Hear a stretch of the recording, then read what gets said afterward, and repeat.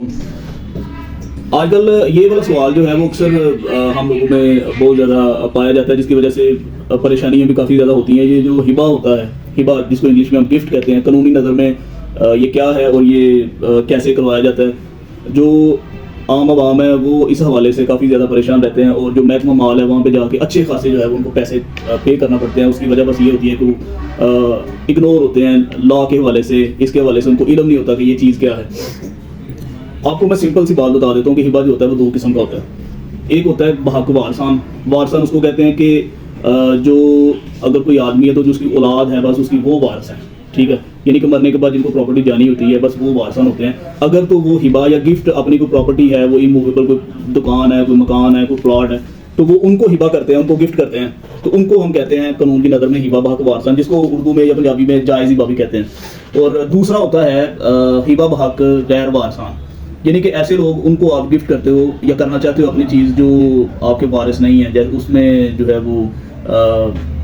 کوئی بھی آ سکتا ہے، چچا کے بیٹے آ سکتے ہیں، چچا آ سکتا ہے، یا ماموزاد کزنز آ سکتے ہیں، یا ان کے علاوہ گاؤں یا شہر سے کوئی بھی آدمی جو ہے ان کو اگر آپ گفٹ کرنا چاہتے ہو اپنی پراپرٹی تو اس کو ہم غیر وارثان کہتے ہیں۔ اب جو اہم نقطہ اس میں جو آج میں بتانے کا مقصد وہ یہ ہے کہ اکثر لوگ جو ہیں جب وہ ہبہ کے لیے یہ محکمہ ریونیو میں حلقہ پٹواری کے پاس جاتے ہیں، گردور کے پاس جاتے ہیں، یا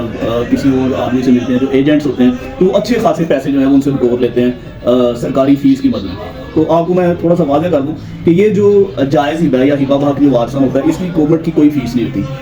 یہ آپ کی جو پراپرٹی ہے وہ ڈزنٹ میٹر آپ کی دکان 1 کروڑ روپے کی ہے، 2 کروڑ کی ہے، یا 10 لاکھ کا پلاٹ ہے، یا مکان آپ کا 50 کروڑ کا ہے، تو اگر آپ اپنے بیٹے کو یا بیٹی کو جو وارث آپ کے ان کو گفٹ کر رہے ہیں، ڈیڈ کر رہے ہیں، تو وہ اس کی تھوڑی سی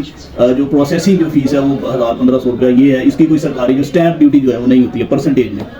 البتہ جو دوسرا ہبہ ہے، اس کی جو دوسری کائنڈ ہے ہبہ بحق غیر وارثان، اس میں جو ہے وہ جو سرکاری طور پہ وہ 2% ہوتی ہے۔ 2% کا مطلب یہ ہوتا ہے کہ لاکھ روپیہ اگر آپ کی جو پراپرٹی ہے وہ لاکھ روپے کی ہے تو اس کو 2000 روپے اس کا جو سرکاری پے کریں گے۔ تو اگر آپ نے اس کو کروانا ہو ہبہ وارثان ہو یا غیر وارثان، تو اس کا سمپل سا، اگر تو وارثان کے حق میں آپ نے کرنا ہے تو آپ ایک سمپل جو ہے وہ اسٹیمپ پیپر 1000 روپے کا آپ لکھیں گے، اس کے اوپر جو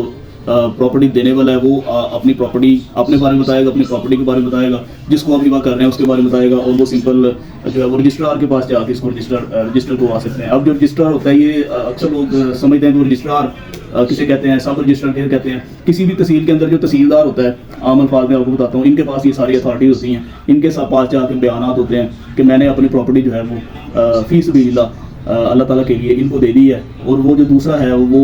بیان دیتا ہے جی میں نے اس کو وصول کر دیا اور قبضہ بھی اس کا میں نے لے لیا۔ تو یہ سمپل سا طریقہ ہوتا ہے۔ اور جو ہبہ بحق غیر وارثان ہوتا ہے اس میں آپ نے وہ جو 2% ہے اس کی اسٹیمپ ڈیوٹی پے کر کے وہ اتنے % کا آپ نے اسٹیمپ پیپر لے جانا ہے، یہی چیزیں ساری اس کے اوپر لکھنی ہے، اور جانا پھر آپ نے تحصیلدار کے پاس ہی ہے، وہاں پہ وہ اپنی پراپرٹی بتائیں گے، قبضہ اپنا بتائیں گے، اور اس کو جو ہے وہ حاصل کر لیں گے۔ اس مد میں یہ جو محکمہ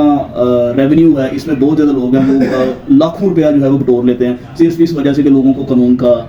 پتہ نہیں ہوتا، علم نہیں ہوتا کہ یہ کیا ہوتا ہے۔ وہ ان کو کہتے ہیں جی آپ کی دکان 1 کروڑ کی ہے، 2 کروڑ کی، آپ کو 5 لاکھ بن گیا، آپ کو 10 لاکھ بن گیا، حالانکہ قانونی طور پہ ایسا کچھ نہیں ہوتا۔ تو آگاہ رہیں، علم سے آگاہی جو ہے یہ بہت ضروری ہوتی ہے۔ Ignorance of law is no excuse at all. اگر وہ کہتا ہے کہ مجھے پتہ نہیں تھا قانون کا، تو یہ ایکسکیوز نہیں ہوتا۔ قانون کو جاننا ہر بندے کا فرض ہے، حق ہے، جان کے لیے۔ Thank you.